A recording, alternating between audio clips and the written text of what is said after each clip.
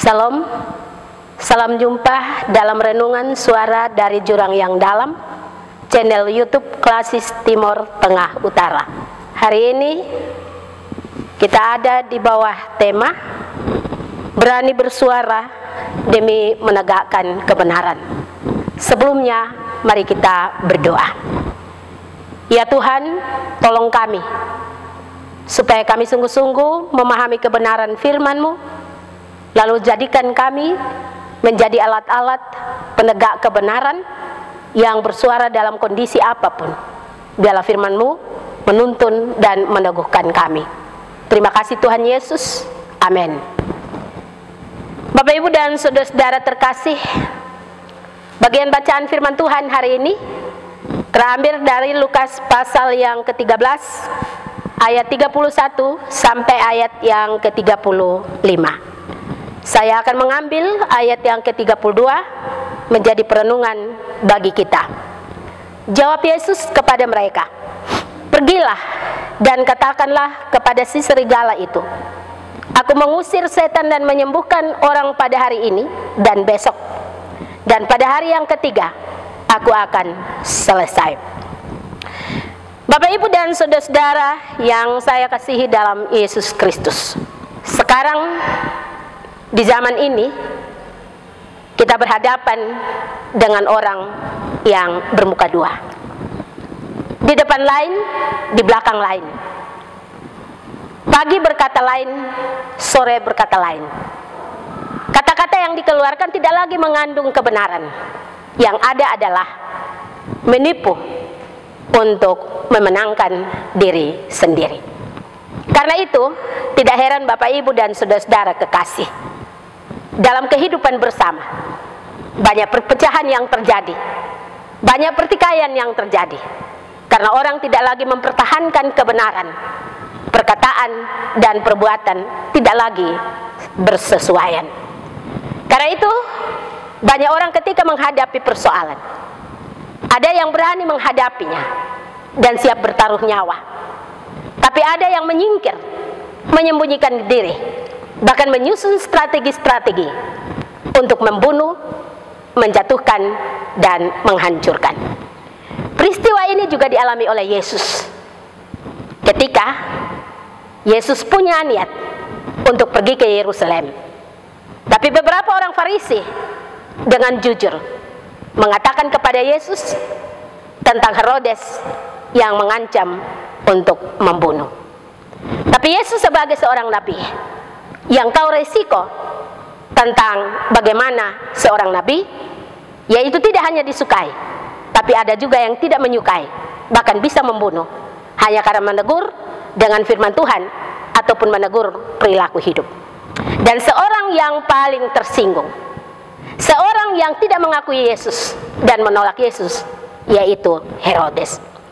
Tetapi ketika mendengar ancaman Herodes, ketika mendengar pesan beberapa orang Farisi, Yesus tidak peduli. Malah ia dengan kasar berkata kepada mereka, "Pergilah, katakan kepada serigala itu." Rupanya Yesus memakai binatang serigala, karena serigala itu seekor binatang yang rakus, seekor binatang yang jahat dan kejam, seekor binatang yang sebenarnya tidak berguna. Dan ini melekat pada sifat Herodes. Herodes sudah berkuasa 40 tahun dan ia tidak mau turun dari taktanya. Ketika ia mendengar tentang Yesus yang akan menghentikan para raja dunia, ia merasa tersinggung.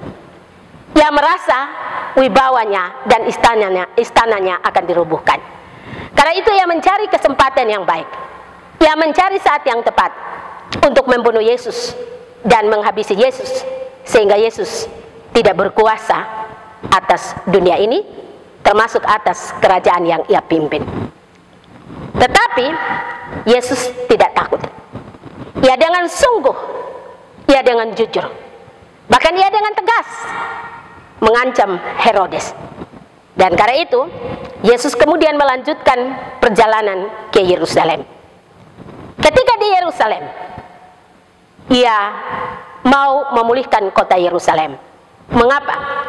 Yerusalem yang dulunya menjadi tempat kediaman Allah, menjadi kota perkenanan Allah, ternyata telah berubah menjadi sebuah negeri yang sunyi, negeri yang penuh dengan kekejaman, negeri yang penuh dengan pembunuhan, negeri yang penuh dengan penindasan, negeri di mana para nabi ditolak, dirajam, bahkan dibunuh.